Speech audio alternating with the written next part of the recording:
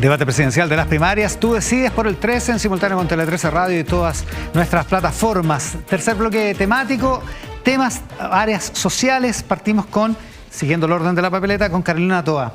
Se verificó esta semana un ataque muy violento al rector del Internado Nacional Álvaro Sarana, Gonzalo Saavedra, y vuelve a aparecer el tema de su época como alcaldesa de Santiago, hace 15 años más o menos, y de la manera en que se trató la violencia escolar en ese periodo y también en su periodo como ministra del Interior. Carolina, quiero su opinión sobre lo que pasó en el INBA esta semana con el rector y la capacidad y la autoridad que tiene para detener ese problema.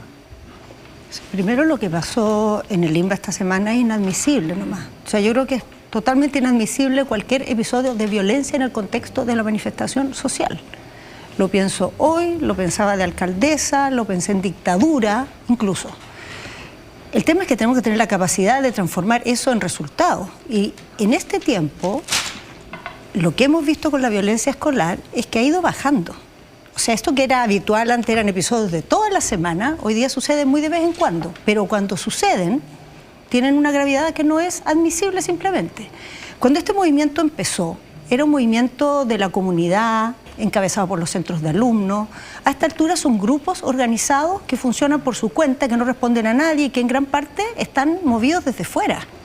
Y por adultos especialmente. Entonces, ¿qué duda tiene que haber respecto a esto? Creo que ninguna. No hay no hay correlación entre lo que pasó antes y lo que pasa ahora. Por supuesto, claro que hay correlación. Es una evolución es un mismo fenómeno que ha ido evolucionando. Yo creo que la manera en que se ha ido tratando lo ha ido aislando. Porque hoy día no es, antes eran las comunidades enteras, dentro de las comunidades había hechos de violencia y la comunidad no se separaba. Ya, pero ¿cómo no va a ser posible de una comunidad escolar extirpar a esos grupos violentistas? Bueno, creo que hay que hacerlo. Mira, en la época que yo fui alcaldesa, en el mismo INBA, logramos identificar unos profesores que les mandaban WhatsApp a los alumnos dándole instrucciones de cuándo salir a hacer cosas. Y echamos a esos profesores. Y nos dijeron que iba a arder Roma, que iba... La verdad es que lo logramos echar y no hubo ninguna cosa catastrófica. Se puede. Lo que pasa es que hay que ser consistente, hay que estar dispuesto a pagar costos, hay que trabajar no solamente el tema policial, sino que el tema interno en la comunidad, el tema disciplinario. O sea, todas estas ideas de que esto se resuelve con un detector de metales, con una... No, es toda una combinación de elementos. Y lo que me gustaría transmitir, Iván, esto es inadmisible, es gravísimo, un retroceso ese episodio. Pero la verdad es que esto ha ido evolucionando y se ha ido transformando en una cosa que no tiene la importancia de su... Han ido perdiendo los violentistas, han ido retrocediendo, hoy día están más aislados, la comunidad no los apoya. Todavía no lo hemos derrotado totalmente, pero hemos avanzado en ese sentido. Otra pregunta, en el tema de pensiones, por supuesto hay que implementar la reforma que se acaba de aprobar este año, pero en términos de la importancia que tiene el sistema de pensiones para el ahorro del país, para las finanzas públicas, para el mercado de capitales, ¿no es complicado gobernar una coalición donde una parte quiere insistir en terminar con las AFP, otra parte quiere modificarlas de tal manera que puedan invertir solo en determinadas empresas? O sea, seguir insistiendo en cambios no trae inestabilidad a un sistema que es tan vital para la economía chilena. Iván, es complicado todo. O sea, gobernar es muy complicado. Y en las alianzas amplias, yo espero esta alianza así como está de amplia, más amplia todavía, más amplia, o sea, más complicado. Pero sin esa complicación no se avanza. Y sinceramente yo creo que la oportunidad que tenemos ahora no es solo porque la reforma va a permitir mejores pensiones, achicar la brecha entre hombres y mujeres y tener un sistema mixto, que son los avances que logramos, sino que va a permitir a través del mercado de capitales profundizar una serie de instrumentos que pueden servir, entre otras cosas, para la vivienda, para muchas cosas más. Por eso, el debate de AFP, que yo lo considero... Yo por mí ojalá no hubiera AFP, pero hay. Y yo no reabriría ese debate en el próximo gobierno, no. Más adelante puede ser. Muchas gracias. Pero en el próximo gobierno implementemos bien la reforma, seamos responsables con los pensionados, pongamos el acento en mejorar la calidad de vida y el bolsillo familiar. Gracias, Carolina Toa. Jaime Mulet, usted dice que el problema de la salud, particularmente de las listas de espera, como lo muestra en su franja, se arregla de un plumazo, es fácil y no es tan caro. ¿Cómo se hace? A ver, y si es tan fácil, ¿por qué no se ha hecho? Sin ideologismo, pues, en primer lugar, sin ideologismo. Todos sabemos que se llenaron las listas particularmente por la migración que llegó exacerbada por los que migraron de SAPRES a FONASA, otro millón de personas, y por el COVID, que quedaron retrasados una serie de propuestas programáticas. Esas tres causas hay. Hay problemas administrativos, de sistemas que atrasan todo también, y esa es una de las dificultades. Pero yo siempre digo, miren, si el sector público no puede, y hay espacio en el sector privado, especialmente sin fines de lucro, he conversado con la Asociación Chilena de Seguridad, he conversado con otras mutuales y dicen, nosotros tenemos capacidad ociosa y podemos operar, podemos hacer intervenciones quirúrgicas más baratas de lo que le tiene que pagar FONASA a los hospitales por esas atenciones. Y me he interiorizado y hay estudios sobre eso bastante profundos. ¿Usted estaría por esa solución? Por supuesto. Si lo importante, yo lo digo, no importa el color del gato, lo importante es que case ratones, que lo dijo Deng Xiaoping. Si no puede el Estado, bueno, ya hay sectores privados, incluso sin fines de lucro como eso. O los hospitales de la Fuerza Armada, los hospitales universitarios. ¿Hay plata en salud para hacer una cosa como esa? Mire, tiene un costo. El costo que yo hasta ahora he calculado y he descubierto es que tiene un valor de 700 millones de dólares al año. Al año, aparentemente. No tengo la plena seguridad, pero es un costo igual mayor, sustantivo. Pero le vamos a arreglar el problema de las listas de espera, ni más ni menos. Estamos hablando de lo que costaría un plan específico para operaciones que están en lista de espera. ¿De eso estamos hablando? Lógico, sacar listas de espera y especialidad. Yo creo que eso es perfectamente posible. Pero creo que dentro del gobierno y en algunos aspectos, especialmente los gremios, más que en el gobierno, hay sesgo ideológico. Hay gremios de la salud que no quieren que esté el sector privado colaborando. Y es así. Me he encontrado con algunos de ellos y no les gusta mi propuesta. No, hay que fortalecer. Y tienen sus razones. Yo no soy partidario del sistema de voucher, no. Sino que FONASA contrate 100, 1000, no sé, te fijas, listas de espera y empezamos a sacar como se ha hecho en algunos procesos más bien experimentales. Pero se frena eso. Y tenemos la desgracia que muchas veces esas operaciones se le encargan a las mismas sociedades. Jaime. Médicos que trabajan en la mañana en el sector público, que hacen 5 operaciones y en la tarde, en el mismo pabellón, en el mismo hospital, hacen 10 en la misma hora. O sea, hay un problema también del colegio médico, de control. Cuando no saca licencia médica para ir a operar el sector privado. A ver si ¿Sabe que hay cosa. un cartel de médicos que está haciendo mal las cosas y hay que enfrentarlo? No dejan especialidades, las controlan algunas sociedades médicas, algunas especialidades, los otorrinos, la laringología. ¿Hay que cambiar ese sistema? No, hay que ir sobre ello y hay que liberar de una serie de prácticas que no se han atrevido, no se han podido liberar. El sistema de salud chileno puede estar mucho mejor. Mire, Iván, ¿qué pasó con la pandemia? Gracias, Jaime. El sistema de salud funcionó y mañana se lo instaló. Con Muchas el sector gracias, Jaime. Público-privado. La vacuna se la ponía ¿quién? El que la necesitaba, no el más rico. Muchas gracias, Jaime. Y vaya que funcionó bien. Tiempo. Gonzalo Winter, usted ha hablado varias veces en el debate, también en la franja, sobre demandas sociales insatisfechas después del estallido. Insatisfechas, además, después de 3 años de este mismo gobierno. ¿Cómo hay que enfrentar esas demandas ahora? Usted pone el ejemplo de mala gestión política en el caso de la reforma tributaria, porque dice no tuvo la entidad social, no tuvo el apoyo social como para haberla aprobado. ¿Eso quiere decir que hay que gobernar también con la calle? Lo que pasa es que cuando se dice gobernar con la calle, se suele poner con un dejo, ¿no? Que es instalar que se van a hacer las cosas con movilizaciones, con marchas, etc.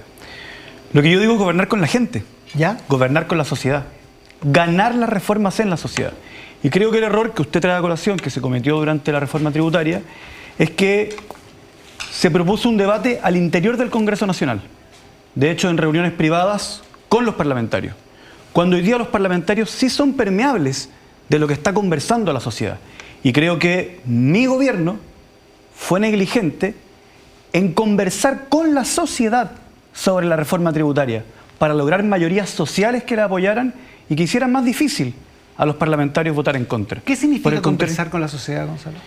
Poner ¿Cómo énfasis, se hace esa conversación? Poner énfasis en la comunicación política, entender dónde se están dando las conversaciones, Eso fue culpa que del ya no es. gobierno que se perdió la reforma tributaria. En gran parte insólito. sí, en gran parte es culpa nuestra. Y yo quiero, ¿y sabe por qué es importante decirlo, Carolina? Porque en mi gobierno yo no quiero que esto vuelva a pasar. Y aprendí, saqué la lección, miré esa derrota y dije, ¿por qué fuimos derrotados? Tengo que tomar lecciones, tengo que aprender. No puedo simplemente decir, oh, esto es culpa de la derecha y descansar. Por el contrario, tengo que decir, ¿qué podríamos haber hecho nosotros mejor? Tener mayoría. Para lograr, ¿qué podríamos haber hecho nosotros mejor? Pero esta es mi respuesta. Sí, esa es la el tiempo de pregunta. Gonzalo Winter. ¿Ya?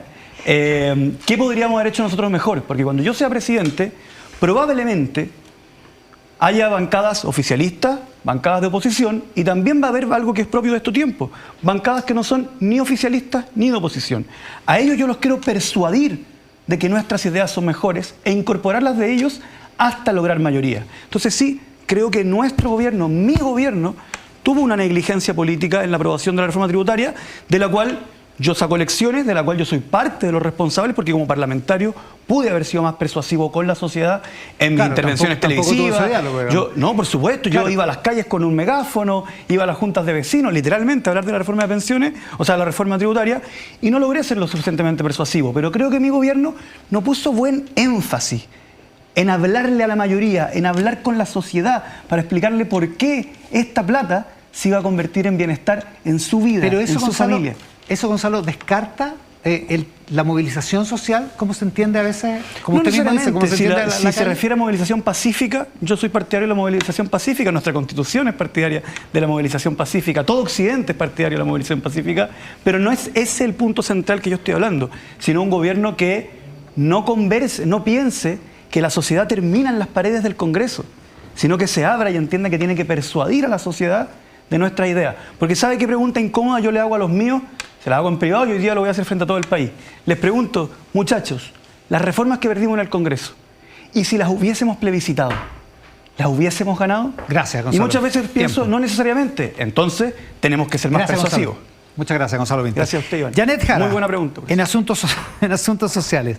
La Contraloría ha realizado consultas y básicamente está ordenando descontar los días no trabajados en el caso de paralizaciones. Esto ocurre en algunos SLEP, también ocurre en el caso de la CONAF. La CUT está denunciando ante la OIT a la Contraloría porque dice que es una práctica antisindical. En su opinión, ¿qué criterio tiene que primar? ¿El de la Contraloría o el de la CUT? Pensé que íbamos a hablar de temas sociales en relación a la vivienda, al programa de gobierno, en relación a la salud. Pero si me permite para partir por respondiendo su pregunta y si después puedo ocupar el tiempo para hablar de los temas sociales. Mire, la Contraloría en Chile es un organismo autónomo constitucionalmente. En ese sentido, a mí no me gusta intervenir con las decisiones que la señora Contralora tome, porque encuentro que no corresponde. Ahora bien, si los trabajadores representados en su organización tienen una opinión distinta, ellos pueden llevar esto como una controversia a la OIT y es lo que están haciendo y allá se resolverá. Pero lo que la Contraloría disponga, a mí me parece que es algo que se debe respetar porque además en esta materia no está innovando. Esto es desde hace mucho tiempo. Lo que se ha hecho ahora es algo distinto en torno a la recuperación de clases. ¿Por qué? Porque lo que ocurría es que efectivamente cuando hay una paralización son descontadas las horas de trabajo, pero en el área educativa la verdad es que no es que uno pueda saltarse esas horas de clase y no entregar después los contenidos a los alumnos. Entonces lo que hacen los profesores es recuperar esas horas. Y es ahí donde la señora Contralora, ¿cierto?, emitió una opinión en el sentido de que eso no podría constituir una forma de recuperar la remuneración descontada. Pero en principio... Es que está ya establecido. Por eso, el criterio de la Contralora es el correcto. Independientemente de la atribución que tenga la CUT de ir a donde quiera, digamos. Claro, la CUT tiene las atribuciones que la ley le provee, pero yo creo que quien no trabaja, ya sea por una movilización, ya sea por una licencia, ya sea por otra cosa, está con un descuento que la ley lo autoriza. Ahora, el tema es, si efectivamente tiene que recuperar esas horas también se tienen que remunerar. Si no, ¿cómo va a recuperar horas sin, ¿cómo decirlo?, sin una... O sea, se descuenta primero, pero se puede recuperar después por la vía de horas extra. Mire, es que esto es algo bien concreto, porque es lo que está pasando ahora con los SLEP, que han sido parte de una demanda muy importante por desmunicipalizar la educación, que pareciera que se nos olvida de repente. O sea, porque en el fondo, cuando la educación está municipalizada, depende el nivel económico del municipio, cómo le va a los niños de las escuelas públicas de esa comuna. Se hizo los SLEP. Han habido dificultades en su implementación, en particular en la tercera región. Esto estuvo muy complejo en el año 2022 y las profesoras y profesores han manifestado su molestia, entre otras cosas porque se les adeudan cotizaciones previsionales, remuneraciones, ¿cierto? Y también por la infraestructura de los colegios. Han encontrado un camino en la movilización y lo que se ha dicho ahora, porque esto existe desde siempre, es que cuando recuperen esas horas no se les va a remunerar. Yo en eso, mire, soy respetuosa porque la Contralora tiene una autonomía constitucional que creo que hay que respetar, pero hay un principio en el derecho. La gente que trabaja debe recibir remuneración. Entonces, ahí hay una dificultad no menor. Hay una dificultad. Muy bien. Tiempo. Muchas gracias, Janet Jara. La última ronda de preguntas entre los candidatos. Gonzalo Winter comienza preguntándole los candidatos frente a frente. Gonzalo Winter le pregunta a Jaime Müller. Ya, quiero hacer 2 preguntas y una precisión. Sí, la primera es, ¿cuál es tu opinión de la reforma de pensiones? Tú fuiste muy duro, entiendo que la calificaste como una derrota. Sí, tengo un tuit, celebración de una derrota, dice. ¿Cuál es tu opinión, posición al respecto? La segunda es que quiero darle buenas noticias a Chile y te quiero preguntar, ¿qué cosas crees que los 4 compartimos y que le van a mejorar la vida a los chilenos? Y la última, una observación. Estoy de acuerdo en todo contigo respecto de las listas de espera. Va a ser centralidad en mi gobierno, excepto que yo no las voy a eliminar de un plumazo, sino que de hecho me va a costar mucho, porque es difícil. Ya, tiempo. Perfecto. 1 minuto y medio, Jaime Müller. ¿Cuál era la primera? ¿Posición sobre la reforma de pensiones? ¿Qué opinión tiene de la reforma? ¿Qué cosas los 4 tenemos en común que le van a mejorar la vida a los chilenos? Fue un muy buen avance. Y yo creo que se hizo un gran trabajo entre Mario Marcel y la exministra Jara, que está aquí presente, y el presidente Boris, que fue catete en que no se baje la guardia, porque hay que decirlo. En algún momento algunos partidos decían, oye, pucha, aquí hagámosle pagar el costo a la derecha que no se puede, y la verdad es que Boris fue el protagonista. Con mucha fuerza, con 2 muy buenos ministros, debo decirlo. Marcel y después con un Congreso responsable. Porque obviamente nosotros respaldamos ese acuerdo, así que creo que es un buen acuerdo. Es un buen acuerdo, ¿Y lo fue el segundo? acuerdo posible. No soy partidario de meterle mano, si yo soy presidente, los próximos 4 años, porque este acuerdo se implementa en 10, entiendo. 8, 10 años tienen que empezar a cotizar de a poco.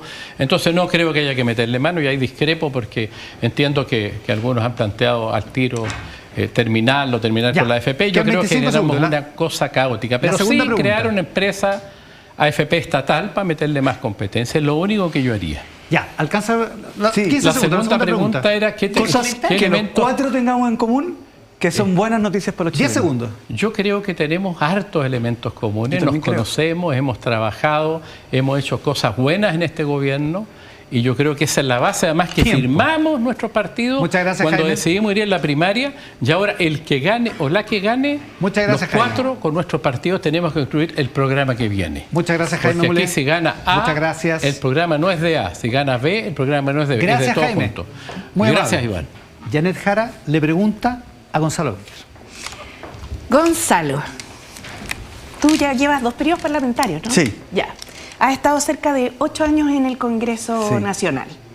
¿Cómo evalúas tú el sistema político que tenemos, en particular en nuestro Congreso? ¿Qué cambios harías? ¿Y cómo crees que nos hacemos cargo de mejor forma de solucionarle la vida a las personas que están en su casa? Tiempo, un Perfecto. minuto y medio. Muy buena pregunta. Es difícil en poco tiempo hacer el salto de la mejora al Congreso y cómo eso repercute en la casa, pero sí creo que es importante. En primer lugar, yo efectivamente soy partidario, como alguna gente, de que el Congreso sea posible tener partidos chicos, pero que el sistema lo desincentive. Creo que en el Congreso debe ser posible ser díscolo, pero creo que el sistema lo desincentive. Quiero que sea posible que haya muchos partidos, pero que el sistema lo desincentive. Sin embargo, a mí lo que más me preocupa es que el Congreso esté conectado con la sociedad.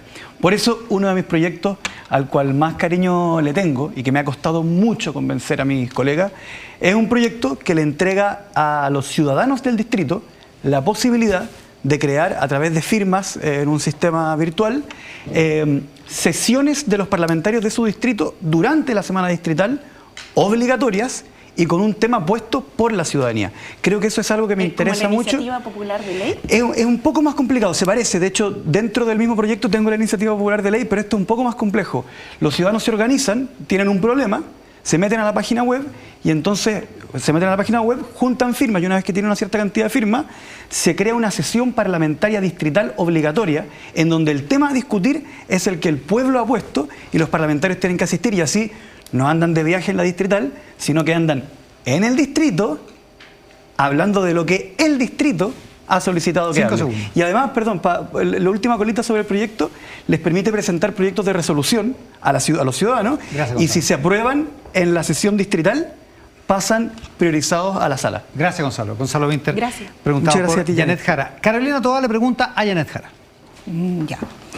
Yo voy a hacer una pregunta sobre temas de empleo y de desarrollo, porque vi que la propuesta que tuya y también la propuesta de los diputados del PC tienen también como una propuesta, no sé mucho en qué instrumento está eso, tiene en lo económico el énfasis está puesto en la creación de empresas públicas y en cambiar el modelo de desarrollo a un modelo basado en la demanda interna. O sea, Chile, que es un país que prácticamente vive de la demanda externa, o sea, Chile vive, su riqueza viene de lo que vendemos afuera, cambiar a apostar a lo que se compra adentro. La verdad es que siendo Chile tan pequeñito, cuesta imaginar cómo nos vamos a desarrollar así. O sea, de hecho, ni siquiera China, que es un país enorme, se ha desarrollado así. ¿Cuál es la pregunta? Se ha desarrollado fuera. Tiempo para la pregunta. O Estados Unidos está tratando de hacer eso hoy día. Entonces, ¿cómo es posible en un país que el 90% del empleo lo crea el sector privado y la mayoría de la riqueza viene de las exportaciones, que nos vayamos a desarrollar con empresas públicas y demanda interna? Esa es mi pregunta. Gracias por la pregunta. 1 minuto y medio. 1 minuto y medio. Miren, yo creo que uno de los temas más centrales para la ciudadanía son los temas de seguridad pública, pero también económica. Poder llegar a fin de mes es una angustia realmente que viven muchas familias en nuestro país. Y por eso quiero partir señalando en una bajada concreta que lo que vamos a proponer es cambiar el paradigma. En Chile se ha discutido todo el tiempo del salario mínimo, que es lo que ha autorizado la ley a la empresa para poder pagar como sueldo y descontar como gasto.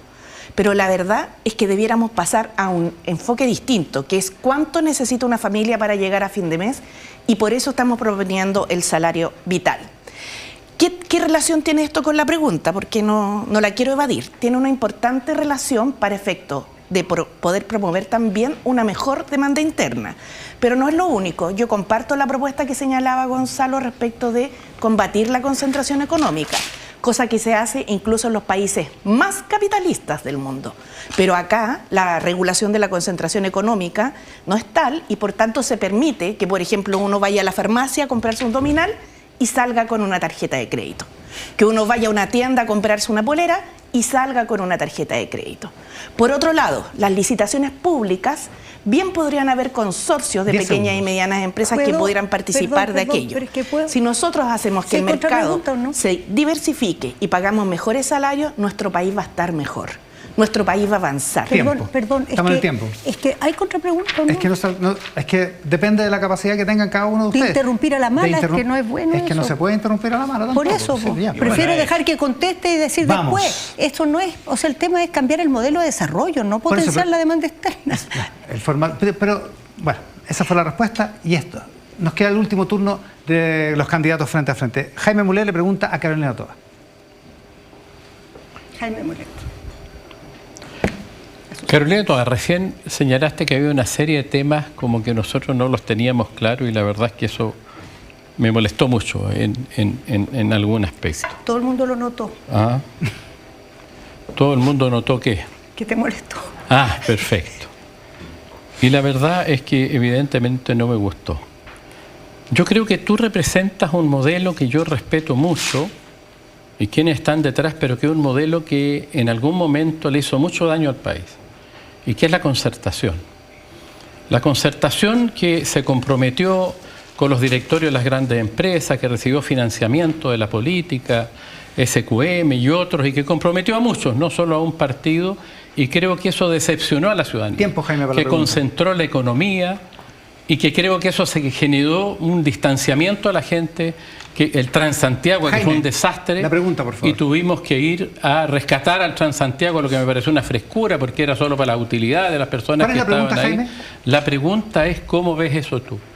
Tú tienes una autocrítica de lo que fue la concertación, que yo sí la tuve y me fui de la concertación, porque yo veo en tus equipos los mismos que estaban en la concertación. Ya. Responde, Carolina. A muchos de esos, exministros que están ahí. Jaime. Y yo creo que esa es la principal diferencia que tenemos nosotros, porque yo creo que ese error que se cometió hay que corregirlo, y hay que corregirlo, y ya es la esperanza que tengo. Gracias, Jaime. Tiempo, 1 minuto y medio, Carolina. Sí, mira, yo fui parte efectivamente de la concertación, tanto como fue Jaime. Creo que la concertación fue una experiencia política en Chile que dio... Yo me fui en el 2007. Sí, pero 3 años antes que se terminara. Entonces, la verdad es que fuiste parte de la concertación todo el tiempo y es una experiencia, pero perdón, ¿puedo contestar? Fue una experiencia política positiva para Chile. Permitió recuperar la democracia, permitió construir mayoría, permitió reducir la pobreza, permitió consolidar un camino de desarrollo que le dio a Chile un salto económico gigante. Pero es una experiencia que tiene carencias, no es perfecta. Yo escribí documentos críticos antes de que terminara la concertación muchas veces. Fui partidaria de muchos momentos de asumir que la sociedad había cambiado demasiado. Entonces tengo mis críticas, por ejemplo, algunas críticas. En la concertación se tomaban decisiones entre grupos muy pequeños y la sociedad fue cambiando y eso no se consideraba. En la concertación el éxito le nubló la mirada a mucha gente. Ahí le hizo pensar que todo era perfecto y no ver que había dolores enormes en la sociedad. Comparto totalmente eso, pero ahora, en este momento, con esa historia, yo me paro orgullosamente con las críticas y digo, rescato mucho de lo bueno y no soy partidaria lo más mínimo de repetir la historia hacia atrás. Pero no, muchas veces están los mismos ahí. Es que no están los mismos, es que no es verdad. No es verdad. O sea, mi equipo está encabezado por Pía Mundaca, que tiene 33 años.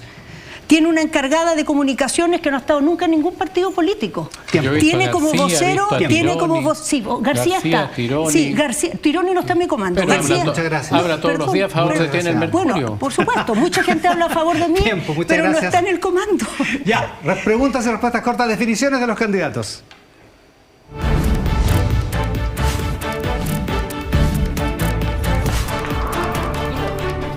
Ya, Angélica Bulnes. Aquí estoy otra vez. En esta parte del debate. Vamos a hacer una ronda muy cortita de temas internacionales. Así que, Carolina Toa, si usted hubiera sido presidenta el día que llamó Marco Rubio, el canciller de Estados Unidos, ¿le hubiera contestado el teléfono o le hubiera derivado el llamado al ministro de Relaciones Exteriores? Le hubiera derivado el llamado. El presidente de Chile se entiende, o la presidenta se entiende con los presidentes. Eso es lo que corresponde. Y ese llamado se atiende gentilmente por el correspondiente ministro de Relaciones Exteriores. No sé si algún presidente de Chile ha aceptado llamados de una autoridad que no sea otro presidente. Otro par. Sí, pues. Ya. Gonzalo Vinter. También hubiese aceptado, también hubiera aceptado el llamado. Si fuera presidente. Le hubiera derivado al canciller.